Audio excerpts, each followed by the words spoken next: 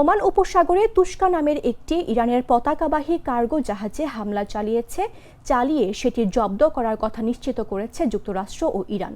এ ঘটনাকে কেন্দ্র করে দুই দেশের মধ্যে নতুন করে উত্তেজনা সৃষ্টি হয়েছে। ইরানের আধা সরকারি বার্তা সংস্থা তাসনিম নিউজে প্রকাশিত এক বিবৃতিতে দেশটির সশস্ত্র বাহিনীর সর্বোচ্চ অপারেশনাল সামরিক সদর দপ্তর জানিয়েছে, মার্কিন সামরিক বাহিনী ওমান সাগরে ইরানের পতাকাবাহী একটি কার্গো জাহাজে হামলা চালায়।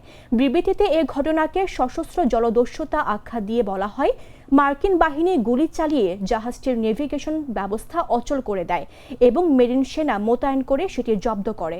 ইরান অভিযোগ করে এ হামলা যুদ্ধবিরতি লঙ্ঘনের শামিল এবং আন্তর্জাতিক আইন বিরোধী।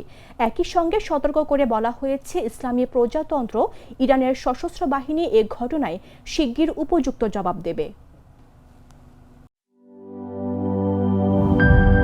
ইউরোপ, এশিয়া, আমেরিকা যেখানে যাই, বিশ্বের 145টি দেশে আজ ফ্রুটো পাই।